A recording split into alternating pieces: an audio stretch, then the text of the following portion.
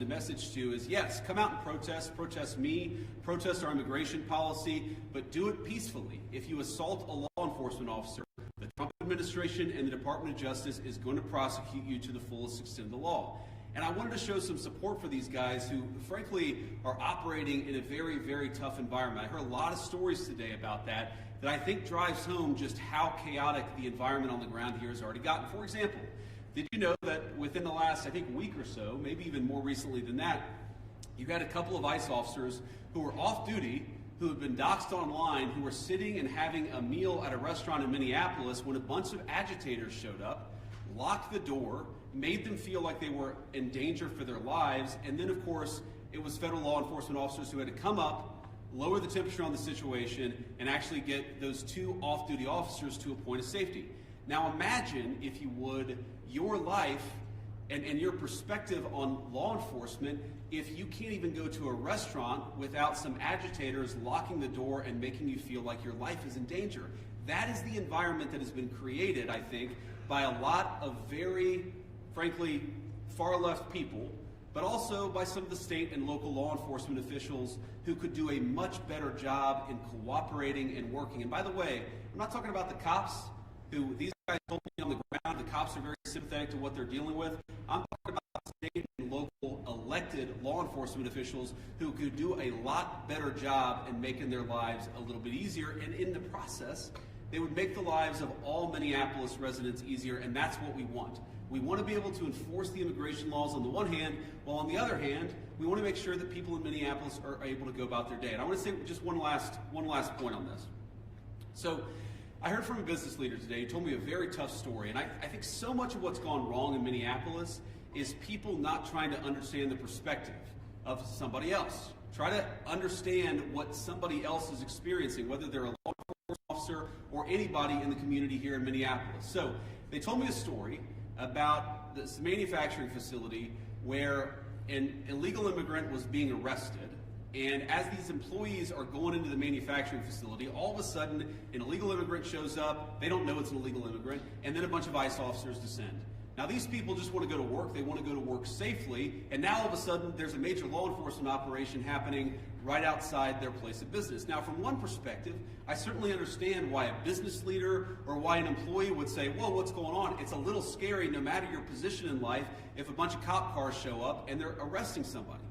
Now, the additional context is that we know that people online have been encouraging illegal immigrants that one way they can evade arrest is by showing up at a legitimate place of business, making it impossible for these guys to actually enforce our immigration laws. So while I can understand the perspective of somebody who doesn't want to see an arrest happen at their place of work, I can also understand the perspective of our immigration enforcement officers who have to do their job and can't allow a heckler's veto over our immigration enforcement. And so much of what's gone wrong is the failure to do that. And here's the point. We can do a good job of enforcing our immigration laws without the chaos, but it actually requires the cooperation of state and local officials. If you look at blue cities and blue states, red cities and red states, you go to Austin, Texas, or Memphis, Tennessee. You go to the state of Texas, obviously a very red state, or the state of Tennessee, a very red state, but you've got blue cities within those states, you do not have this level of chaos.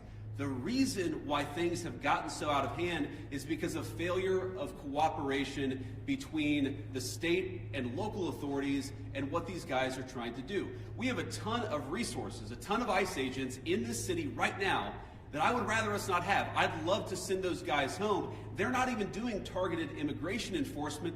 They are trying to protect ICE officers who are doing immigration enforcement, because when a crowd surrounds them and these guys call 911, the local officials, the local cops have been told to stand down. So we have people here who aren't even doing immigration enforcement, they're doing force protection. So that if a rioter tries to ruin the life or assault an ICE officer, they're actually protected. Now, why doesn't it make more sense for the local cops to get involved in that situation? Why not just have the mayor or the local officials tell the police officers, you know what, if an ICE officer is being assaulted by a far-left agitator, you are invited, you should actually help him. That's what would work out in any normal situation, and that's what happens in nearly every jurisdiction red or blue in the United States of America. The reason it hasn't happened here is because the local authorities have been told, stand down, do not help ICE, promote the violence, promote the agitation, but don't do anything to lower the temperature and lower the chaos. That's a problem. Here's another example of how the lack of cooperation between state and local officials makes it harder for us to do our job and turns up the temperature. Let's say, for example, we have a criminal migrant who is a sex offender. And let's say that we've got to go and arrest that person who, Democrat or Republican, wants a sex offender living in their community. I would assume, I would hope that most people don't.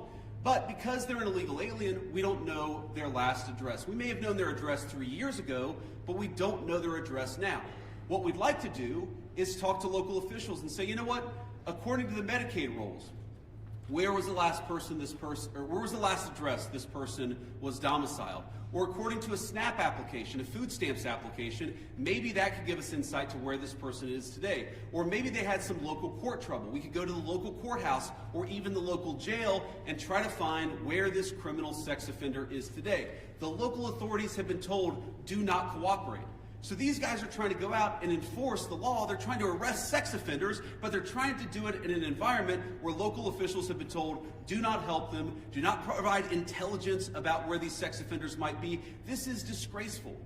And there are a lot of things that all of us could do better to lower the temperature, but the number one thing that I learned today is that the best way to facilitate reasonable enforcement of the law, but also to lower the chaos in Minneapolis, would be for state and local officials to cooperate. Now, I will say, on one final positive note, I actually think that there's some hope, some reason to think that there's going to be better cooperation in the weeks and months to come. I think that because I've talked to some of the local officials here. I think there are reasons to believe that these people are going to step up and actually ask the cops to protect our ICE officers when they're being assaulted, who are going to ask the local courts to cooperate with getting criminal sex offenders out of our community. That's a good thing. That's the good news, and that's something I'm going to work on when I get back to Washington. But please, if you're a local official, if you're the mayor of this town, if you have any influence over those people, just tell them to cooperate. Because we could have immigration enforcement operate as smoothly and without the chaos that we see in Austin, Texas, or Memphis, Tennessee, or even rural parts of the state of Minnesota. All we need is a little cooperation. I guarantee you, we're going to do the best to be professional, to respect people's rights, to not do anything that we don't have to do in order to enforce immigration laws, but it would make our lives a lot easier, it would make our officers a lot safer, and it would make Minneapolis much less chaotic if we had a little bit of cooperation from the state and local officials. With that, I'll shut up and take some questions. Thank you, guys. Vice President Vance, a local school district here is alleging ICE agents detained a 5-year-old after preschool on Tuesday. We've also seen multiple American citizens detained by ICE or harassed by ICE in the last 6 weeks. Are you proud of how your administration is conducting this immigration crackdown here in Minnesota right now? Well, I'm proud of the fact that we're standing behind law enforcement, and I'm proud of the fact that we're enforcing the country's laws. But, you know, you asked a question about this 5-year-old kid. I actually saw this terrible story while I was coming to Minneapolis. We just left Toledo, Ohio this morning for an economic messaging event. And I see this story, and I'm a father of a 5-year-old, actually, a 5-year-old little boy, and I think to myself, oh my God, this is terrible. How did we arrest a 5-year-old? Well, I do a little bit more follow-up research. And what I find is that the 5-year-old was not arrested, that his dad was an illegal alien, and then when they went to arrest his illegal alien father, the father ran. So the story is that ICE detained a 5-year-old. Well, what are they supposed to do? Are they supposed to let a 5-year-old child freeze to death? Are they not supposed to arrest an illegal alien in the United States of America? If the argument is that you can't arrest people who have violated our laws because they have children, then every single parent is going to be completely given immunity from ever being the subject of law enforcement. That doesn't make any sense. No one thinks that makes any sense. Now, you know, there are so many of these cases like that where if you just understand the context, there have been a number of situations that I've looked into personally where I say, wait a second, we don't want ICE arresting American citizens. They're supposed to be enforcing the immigration laws against illegal aliens. So then I look into it and I find out that the American citizen who was arrested took a swing at an ICE officer. You can't have that happen. And of course they have to defend themselves. And of course they have the right to detain somebody who assaults a law enforcement officer. Now, This is my point. Do we want these things to happen? Do we want these arrests to be so chaotic? No, we don't. These guys want it least of all, but if we had a little cooperation from local and from local and state officials, I think the chaos would go way down in this community. Go ahead. After the Renee Good shooting, sir, the administration seemed to suggest... Yeah, well, you can go next. Oh, no, I'm sorry. I'll get you pointed No, that's fine. I'll take both. After the Renee Good shooting, sir, the administration seemed to... After the Renee Good shooting, the administration seemed to suggest that ICE officers enjoyed near complete immunity. But today you told the Washington Examiner that when appropriate, the administration might take disciplinary actions against ICE agents. So is that a change of opinion? And if so, why the change in tone? No, I didn't say, and I don't think any other official within the Trump administration said that officers who engaged in wrongdoing would enjoy immunity. That's absurd. What I did say is that when federal law enforcement officers violate the law, that is typically something that federal officials would look into. We don't want these guys to have kangaroo courts. We want them to actually have real due process, real investigation, because again, sometimes they're accused of wrongdoing, and it turns out when you learn the context, they didn't actually do anything wrong. But of course we're going to investigate these things. Of course we're investigating the Renee Good shooting, but we're investigating them in a way that respects people's rights and that ensures that if somebody did something wrong, yes, they're going to face disciplinary action, but we're not going to judge them in the court of public opinion. I've spoken at length on this particular case. I think that Renee Good's death is a tragedy. I also think that she rammed an ICE officer with her car. So the tragedy here is multi-layered. The tragedy is there was a misunderstanding. The tragedy is that Renee Good lost her life. The tragedy is that you have ICE officers who are going into communities where they're worried that if they call 911, no one's going to come to help them. That is what produces this terrible situation, and it's something state and local officials here in Minnesota could solve. Yes, sir. Could you give us a message towards the March for Life tomorrow, especially regarding this cooperation and family values? It's a shame the kids have to get caught up in all this, and towards that. Well, it is a shame that kids have to get caught up in this. I'm speaking at March for Life tomorrow. I'm pro-life, and I'm very excited to speak there. I want to talk about local law enforcement, but I am. As a child, I saw people in my family get arrested. It's terrible. It's heartbreaking, it's chaotic, it's traumatic for the kids. I can recognize that, and I can recognize that we got to support these kids, while on the other hand saying that just because you're a parent doesn't mean that you get complete immunity from law enforcement. And I think we have to hold both of those thoughts in our head at the same time. We've got to be sympathetic to the kids who are caught up in some of these enforcement actions. We've also got to say we have to enforce the law without bias, with fairness, but we've got to enforce the law. Mr. Vice President! Thinking about local government, there was a clash in St. Cloud roughly a week ago, and their mayor said they haven't heard about ICE being in the city. And how does ICE kind of proactively work with these local agencies? What are those policies, and what's your response to that allegation? You said there was an altercation in St. Cloud. It's an hour in North. Yeah. Last week. After the incident, the mayor said that ICE did not communicate with them that they were in the city for a major operation. The police chief did not know about the operation at the time. Could you talk a little bit about proactive communication with local law enforcement? Yeah, it's one of the takeaways. I've talked with these guys before we came on the stage, but during our roundtable and some of the other conversations we've had. Communication, we absolutely want to ensure there's good communication between federal officials and state and local officials, and I'm sure that we can do better on that. We absolutely want to make sure that we are communicating, but that also requires a two-way street, and that's the point that I make about state and local officials. These guys will absolutely communicate with state and local officials. They'll tell people if they have to do an enforcement operation in a particular municipality, but part of that is they also want to ensure that if they're communicating about their whereabouts, that's not being used as a weapon against them. Sometimes they tell people where they're going, and then they find out that their agents' faces are on on Reddit or on some social media thread saying, here's this guy, we know he's going to be at this place at this exact time. So that communication has got to be a two-way street. These guys are going to communicate with business leaders, with local officials, with state officials. But we also need the local officials and state officials to do a good job of protecting people when they're in their communities. We're not asking, by the way, we don't want any police officer in this community, in this state, to help us do immigration enforcement. We've got that. But if a protester shows up and that protester turns violent against our immigration officers, we really, really need the cooperation of our local partners. We haven't gotten it yet, but I think if we do, we really can lower the temperature. This week, calling at the Washington Post reported today that an ICE memo allows agents to enter people's houses without a judge's warrant. What do you say to people who are concerned about this violating the Constitution, and how much is this tactic being used? Yeah, so I saw that story, and the story is like so much that I read in the mainstream media. It's missing a whole lot of context, and we appreciate the context. It makes sense.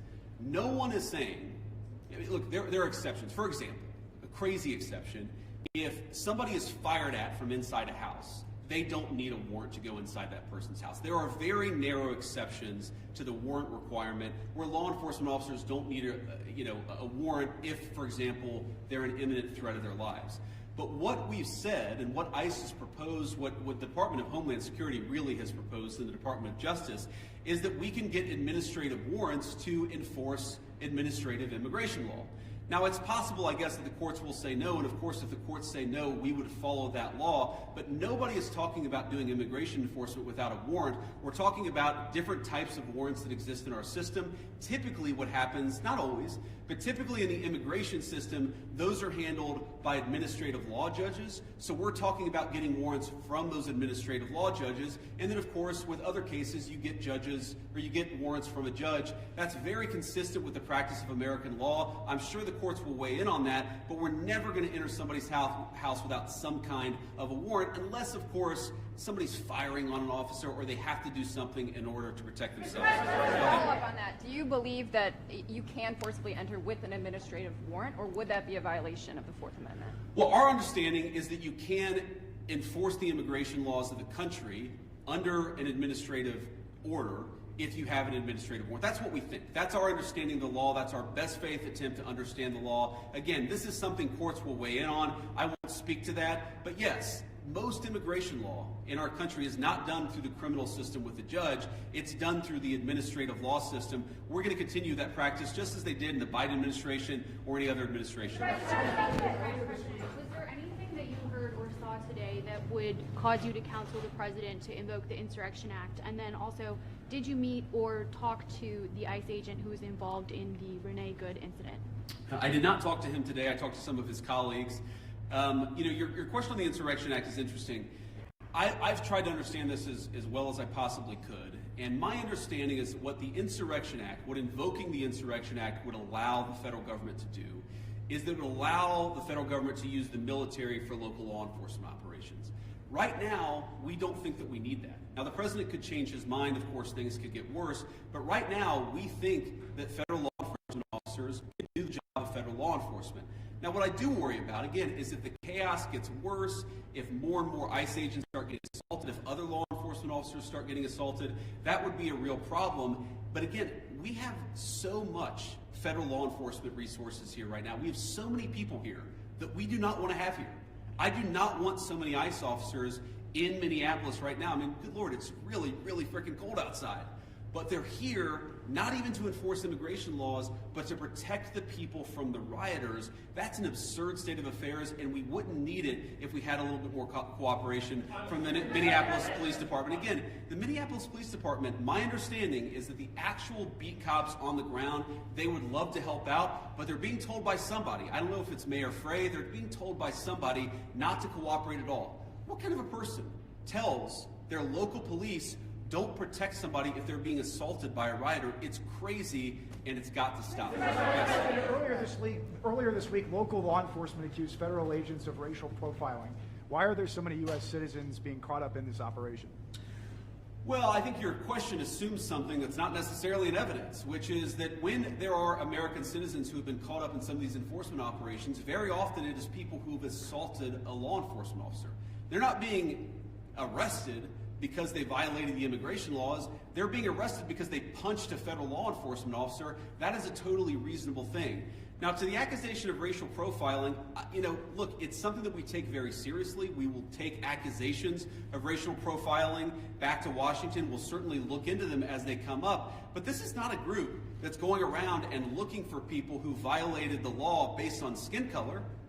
They're looking for people who violated the actual law, the law of our immigration system in this country. And so long as we had more cooperation, I think they could do these things in a much more targeted way. They would actually know where some of the bad guys are. I mean, again, you hear things that are hard to believe, but I've confirmed that they're true. sex offenders who we're trying to get off the streets, who the local officials won't tell us their last known address. So then the local officials say, oh my God, these guys are doing widespread targeted enforcement operations, when in reality, we would love to just go to one house. The local officials won't tell us which one house to go to. Mr. Vice President, to that question, the local police chiefs have said their own off-duty officers, so police officers, are being targeted because they are a person of color and asked to show their papers. Is that a concern of the administration and the Department of Homeland Security if local law enforcement says their own officers are being targeted, and they described it as, quote, civil rights violations in our streets? So I saw one story about this and one local police officer who said this, and look, certainly is it a concern? Absolutely. The first thing we have to figure out is whether it happened or not, and then if it happened, whether there is a good explanation or a bad explanation. And of course, if somebody violated the law, if somebody racially profiled, if somebody violated the rights of one of our fellow citizens, that is something we will take very seriously. What I also would say is that many of the most viral stories of the past couple of weeks have turned out to be, at best, partially true. So we want to try people based on reality, based on the truth, based on context. We're not going to prejudge people just because of a viral social media story that turned out to be half false. Sir. Quick question. About the roundtable you just had, I presume that happened.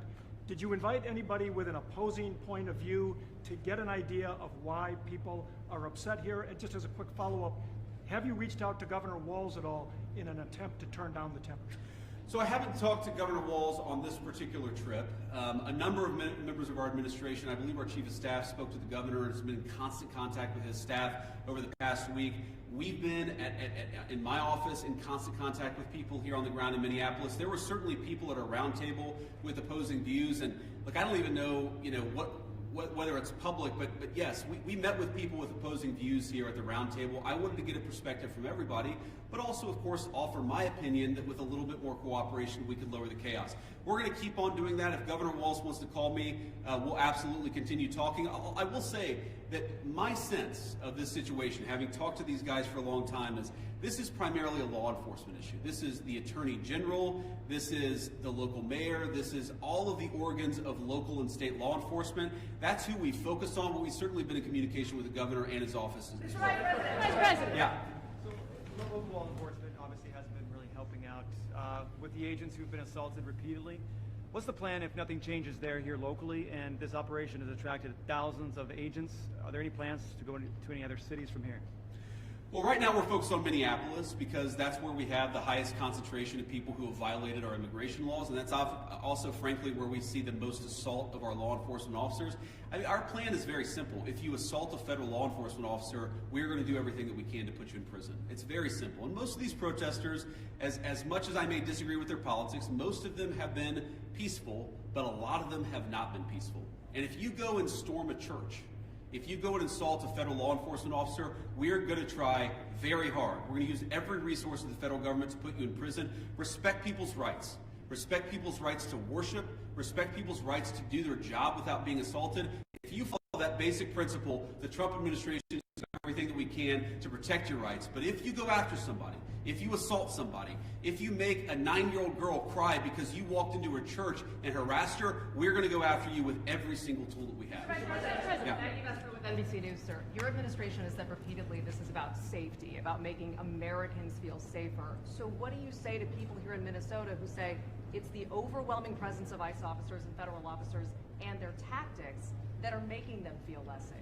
Well, one thing I would say is, first of all, we saw in 2025 the biggest one-year drop in murders in the history of the United States of America. Significant reductions in violent crime. The reason why we have less violent crime is really two reasons. Number one, because we're enforcing the immigration laws and getting very violent criminals out of our country. And number two, because we're enforcing our criminal laws and putting guys who assault and murder behind bars. This is part of a broad effort to make us safe.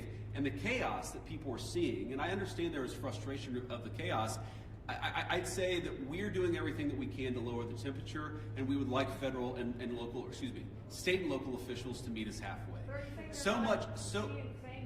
saying that they're not perceiving it correctly? Are you saying that they're not seeing mean that it's the tactics or the presence of the officers that are Look, creating. I'm sure that people are seeing a lot of things that would make any member of our national community feel very upset, but I also think that if you understand this in context, this is the inevitable consequence of a state and local government that have decided that they're not going to cooperate with immigration enforcement at all. In fact, they're going to aggressively not cooperate. So here's a basic illustration of this.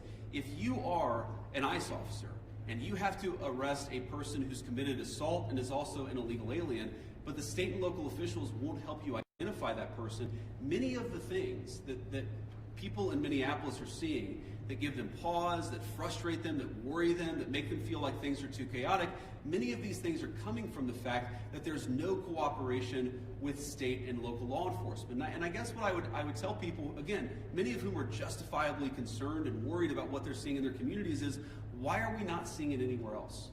We're seeing this level of chaos only in Minneapolis. LA and Chicago, we had some problems there.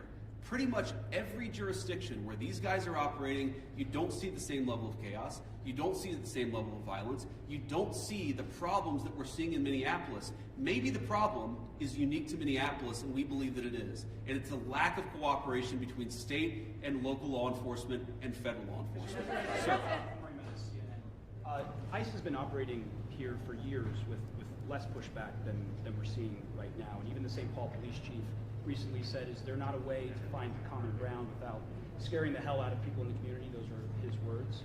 And I just wonder, with this Operation Metro Surge, is any part of it meant to send a form of political message to the leaders here in Minneapolis and the state of Minnesota? And I know you talked about you've been in touch with the governor's offices and the mayor's offices, but why have you not been able to speak to them directly?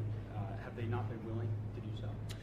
Well, look, I have spoken to some of the people in Minnesota directly. I spoke to some of them today. I've spoke to others in the past. And again, our staff has been in very direct contact with pretty much every official with any influence or any power in Minneapolis. But no, we're not trying to send a political message. We're trying to enforce the law. And unfortunately, what has happened is that as we've enforced the law, there's been this weird reaction, again, unique to this city.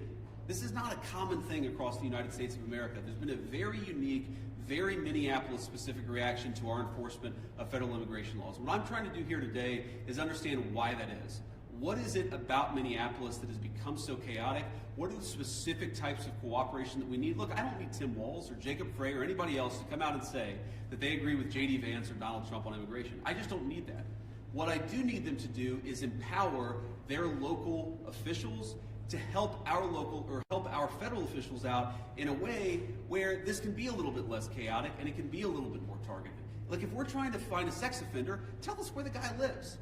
Simple things like that, simple changes in how they're approaching immigration enforcement would make this work a lot better. It would make Minneapolis' streets a lot safer, and it would make this whole thing a lot less traumatic for this community. I'll take one more question. Mr. Vice President, you've said that it's time to turn down the temperature. Does that include changes to both ICE and CBP tactics that we've seen employed on the streets, including less than lethal tactics, pepper spray, pepper balls? Beyond that, what is the federal government's role in turning down the temperature?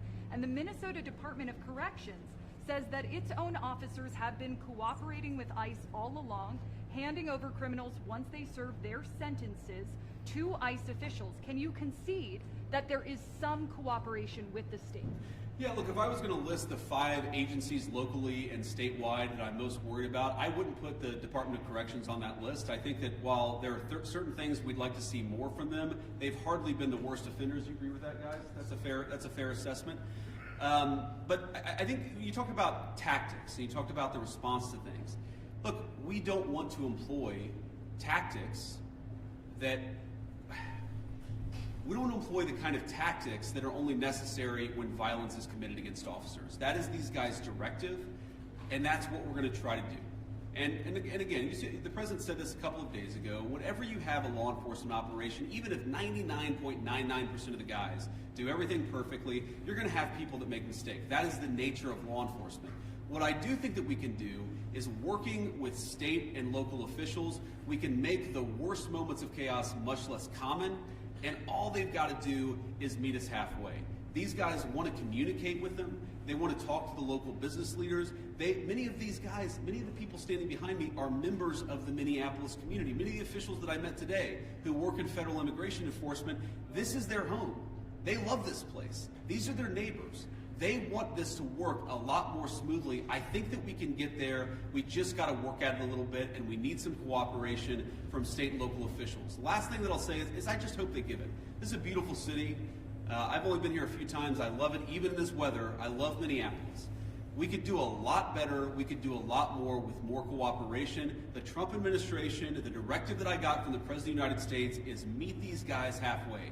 Work with them so that we can make these immigration enforcement operations successful without endangering our ICE officers, and so that we can turn down the chaos a little bit, at least. I think a lot, actually.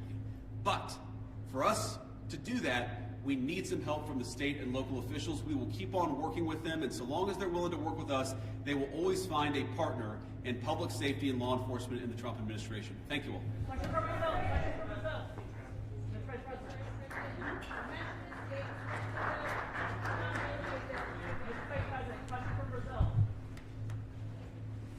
Brazil? Yeah. Go back, man. It's cold up here.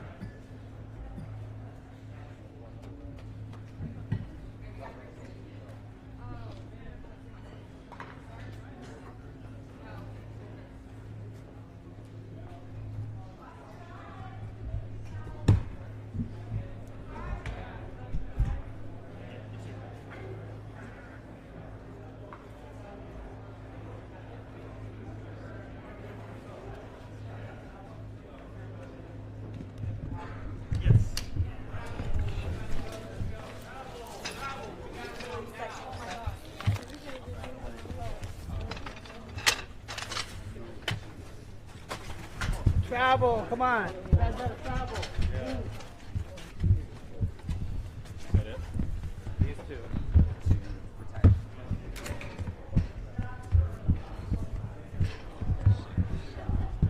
All right, we got